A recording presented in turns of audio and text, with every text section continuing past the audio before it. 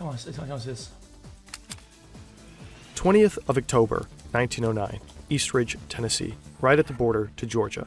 A team of FBI agents is positioned along a road. Their mission is to intercept a truck carrying dangerous goods. When it crosses the border, they stop the suspicious truck. Without hesitation, they confiscate the entire load, 60 barrels of Coca-Cola syrup. The contents were adulterated with an addictive and harmful substance, caffeine. 100 years later, the world looks pretty different. Starbucks, Monster, Mountain Dew, and pills. At least 80% of the world's population regularly consumes caffeine. You probably have some in your blood right now. Maybe you can't fall asleep, and that's why you're watching this video. Monster Energy! Put it in your body and ask questions later. One scientist calls our caffeine consumption one of the longest, largest unsupervised drug studies ever conducted on the human race. Although caffeine is one of the most studied substances in the world, there are always new findings. Some companies realized very early on how much power this white powder entails, and they have repeatedly played down its effects. Caffeine is a global billion-dollar business. How has a drug that is taken for granted today managed to conquer the whole world? And what dangers does it bring? The world's most widely used mood-altering drug. Is the coffee all right? Nothing like a Coke. I take too much. I get withdrawals when I don't. A cup of coffee is part of the study routine for many. Often, it's the sole motivator to keep on reading and learning. The platform Brilliant makes the studying so exciting that you might even be able to skip one. Caffeine is weird. Plants use caffeine to protect themselves from predators. It is found in coffee beans, cacao beans, and tea leaves. In its pure form, it is a white powder, tastes bitter, and a bit soapy. A 1/16 of a teaspoon will properly wake you up in the morning. A 1/4 of a teaspoon will make your heart race, cause sweating and anxiety. A tablespoon would kill you. However, moderate coffee consumption can even be healthy. What? No way. What? That doesn't make any sense. Dude, chat, I thought the LD50 for caffeine is ridiculous.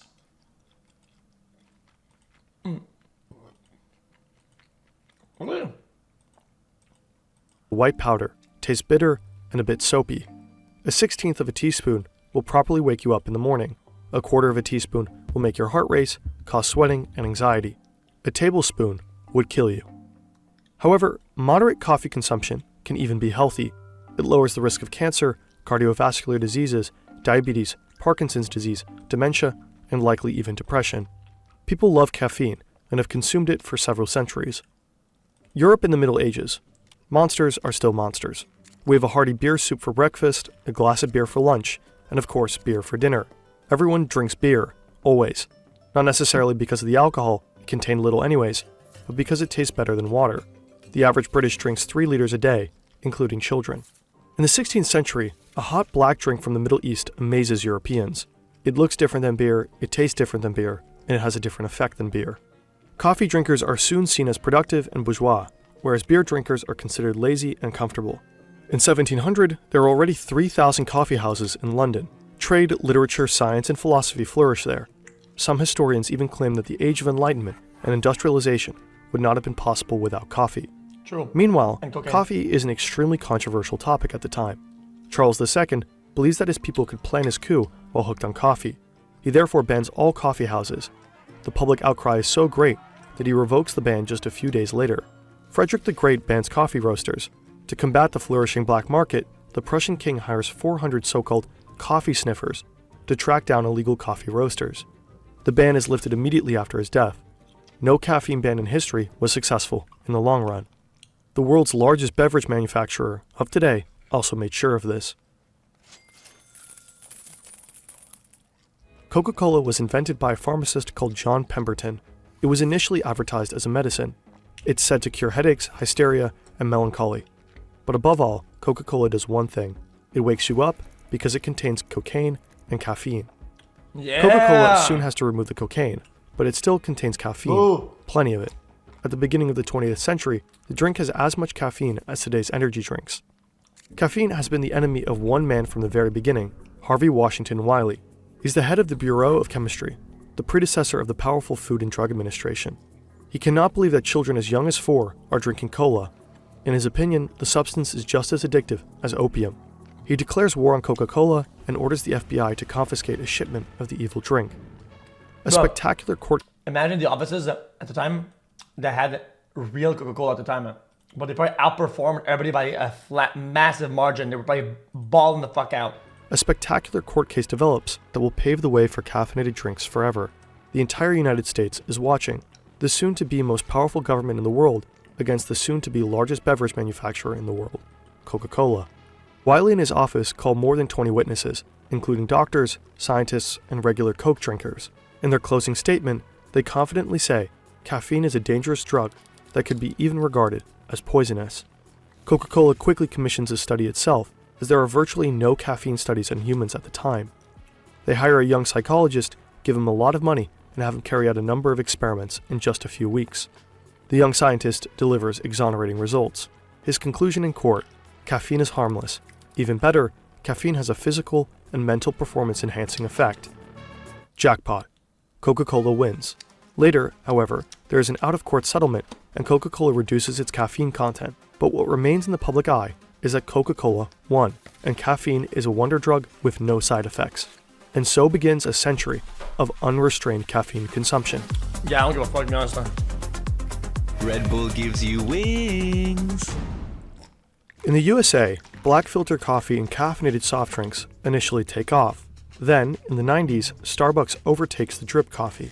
The recipe for success: a roast that makes the coffee taste less bitter, sugar, cream, and very large portions with a matching amount of caffeine.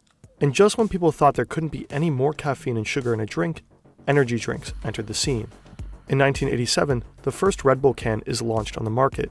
10 years later, there are countless suppliers who outdo each other with larger cans and even more caffeine. In some cases, there are even 700 milliliter cans. Before you realize it, it's 2024 and caffeine is everywhere. That's An DJ. industry worth hundreds of billions. It's been 100 years since Coca-Cola's court case, and in the meantime, it became evident that the wonder drug may have a few side effects after all.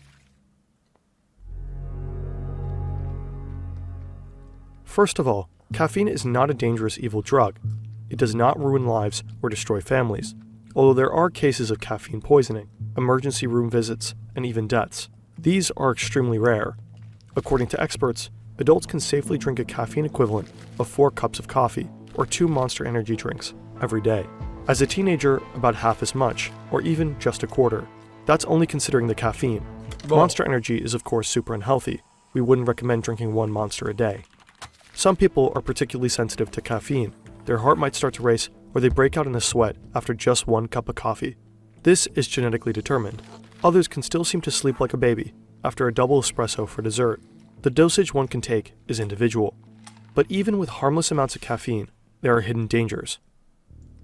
In one experiment, scientists gave test subjects a soft drink with a new flavor, one with caffeine, one without. They didn't know which was which. Okay, dude, chat. Death from caffeine, chat, is, I was right. Pretty hard to achieve it. Dude, 150 milligrams per kilogram. Brother, that is a fuck ass ton. That's a fuck ton. If your coffee's like 50, 40 maybe, right? You cannot achieve this. You will die from all the other sources. Everything else, except for the caffeine, in that coffee is gonna kill you before the coffee is gonna kill you. Bro, you're gonna have fucking water poisoning or whatever. You're gonna have everything else. Like, this is insane. The one with caffeine was the clear favorite. Although the caffeine level in Coca-Cola is so low, it still has a noticeable effect. You know, at a lower level, caffeine just sort of makes you feel good. It gives you a little bit of a boost. And even this small boost makes us choose the Water poisoning? Huh? That doesn't exist? caffeinated soft drink more frequently. You might not even notice that subtle boost, but you it's will so be fucking more stupid. likely to pick up that product again than, say, an uncaffeinated product that didn't make you feel good. This is Murray Carpenter, journalist and author of the book Caffeinated. Our body likes caffeine so much that it unconsciously favors almost anything with added caffeine. In one experiment, participants even loved caffeinated yogurt over decaf yogurt. Caffeine can definitely be physically addictive, according to Dr. Roland Griffiths. one of the leading researchers in the field. The drug that more people in the world are dependent on is caffeine, but it's the world's most widely used mood-altering drug, and it turns out that it does produce physical and psychological dependence. Chad, how is that possible? If it takes about like 30 minutes, 45 minutes for caffeine to kick in, that somebody will prefer that in a test for placebo. Like, or whatever the fuck. Isn't that kind of insane? Like, if there's a delay between consumption and you're reacting to it, I mean, then it doesn't. Your body doesn't really think, oh yeah, it's that. That's not what you think about. According to Griffiths, the mild addiction develops even with small daily doses, a small cup of coffee every day. This little addiction pays off for the industry. 8 of the 10 most popular soft drinks in the US have added caffeine. Caffeine unconsciously leads people to consume more sugar, and sugar is quite unhealthy. Coca-Cola claims that they need caffeine for the flavor of their Coke. In fact, bitter substances can round off the flavor, but you could also use many other bitter substances for this. Perhaps one that is not addictive, even in small quantities. Scientific blind tastings have also shown that the vast majority of people cannot taste caffeine in Coca-Cola. Nonetheless, the beverage conglomerate sticks to the taste argument. I think when Coca-Cola has said that, I would have to say it's disingenuous, because Coca-Cola scientists know full well everything that we know about caffeine. Energy drinks have just as much sugar as Coke, but roughly 3 times as much caffeine. For most adults, this is not a problem if they don't overdo it. In Europe, however, 2 out of 3 teenagers and even 1 in 5 children consume energy drinks. In the US, 1 in 3 teenagers consumes energy drinks. Minors tolerate caffeine much worse than adults and are much more sensitive. Studies show that too much energy drink can have harmful side effects for young people. Dann wurden bei diesen jungen, gesunden Erwachsenen adverse Effekte beobachtet, also wie Herzrasen, Angstzustände, Nervosität und auch Veränderungen im EKG. There is evidence that long-term energy drink consumption can lead to cardiovascular problems among children and adolescents. Unfortunately, however, there are still no conclusive studies on this. Consumer advocates and pediatrician associations are demanding stricter rules, such as a complete ban on advertising energy drinks to teenagers and children. These dangers of caffeinated drinks have not been taken seriously for a long time, thanks in part to the multi-million-dollar lobbying efforts of soft drink and energy drink companies. One of the most important lobby groups is the American Beverage Association, which was founded in 1919. Behind it are Coca-Cola, Pepsi, Dr. Pepper, and many others. They fund scientists who confirm their views on caffeine and sugar. For example, the group argues against stricter regulation of energy drinks for children and teenagers. Lobbying, a slight addiction, and above all, the awakening, performance-enhancing effect. All of this contributed to the massive success of caffeine. Why should we question a miracle drug that allows us to become more productive within a few minutes? Caffeine is perfect for the hyper-fast, performance-oriented times we live in. But it's also a time in which it's become increasingly difficult for many people to calm down and relax. Yes, Sam. It's easy to forget, but physical and mental rest and recovery are extremely important for our well-being, and caffeine actively opposes it to some extent. Caffeine blocks the absorption of the neurotransmitter adenosine. Adenosine tells us that we are tired. On caffeine, we do not receive this message. The body wants to rest, but we feel awake. For quite some time, actually. About 5 hours after a cup of coffee, half of the caffeine we consumed is still in our body. If you have coffee at even if you don't have coffee in the morning, you should never drink a coffee past 5, 6 p.m. Your caffeine past 5 or 6, you're guaranteed that you won't be able to sleep at your normal times, For 12 hours, a quarter of the dose is still in our system. If you drink a large latte at 2 p.m., you'll still have an equivalent of half a can of Red Bull in your system at 2 a.m. Caffeine makes you fall asleep later and wakes you up earlier. It also destroys your deep sleep, the sleep phase that is most important for recovery and restoration for the next day. We wake up tired in the morning even though we have slept for a solid 7 to 8 hours. And what helps against tiredness in the morning? Oh shit, here we go again. Coffee is often the solution to the problem it has created. People drink coffee in the morning to compensate for their coffee-induced sleep deficit. Actually, You can get into wait 90 minutes when you wake up before caffeine. If you don't wait 90 minutes before your caffeine, you're subject to getting the opposite effect of energy. You get the opposite. You have to wait for it. Otherwise, you become sleepy. Not kidding. For their coffee-induced sleep deficit. You can get into a sort of vicious cycle with caffeine. Backing and shit. Temporary coffee withdrawal is easy for most people. It's real. But there are still 20 minutes. It's more than that. It's like 60. I don't know how it is. It's like in between 60 and plus. It's a lot though. Still withdrawal symptoms. These include headaches, tiredness, mood swings, and concentration difficulties. They can occur after just 12 hours and last for 5 to 7 days. A few years ago, caffeine withdrawal was included as a mental disorder in the Diagnostic Manual of American Psychiatrists.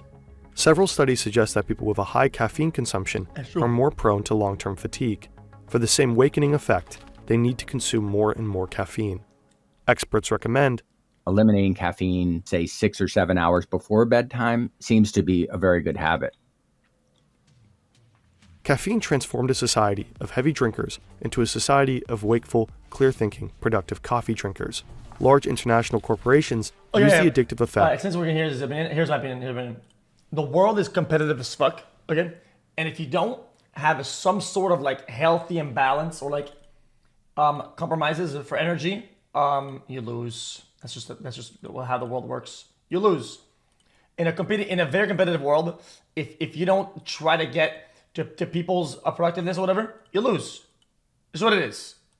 You will lose. Or you have diminished chances by a pretty fair margin on other people. To make liquid sugar even more attractive. They disguise, play down, and lobby. They also accept the risk of potentially damaging the health of children and young people. Today, caffeine is the drug of our time, without any excessive side effects. But the subtle undertone of caffeine is always, you don't need to rest when you're tired, just have a coffee. But it's more important than ever to listen to the signs of fatigue of your own body from time to time and relax. Stop saying it. It's just how the world works. J. Robert. I mean, I'm 27. How's that a kind of argument? Stop saying it. It's just how the world works. You're 27, lol. What kind of counter argument is that? First, I'm 28. How is that proof for anything? How does that discredit my take? What? It's just how the world works. You lose. I mean, if you want to lose, you go ahead. But I'm saying, like, people that take compromises, unfortunately, get ahead. It's just what it is. The fuck is all you? Okay, here it comes. Yo, this is X on the beat, yo. Okay. You heard my voice as well. That S. Anyone knows that boy? I don't know, he's just so soy. Anyone knows that boy? I don't know, he's just so soy. Again, that was pretty good. Cool.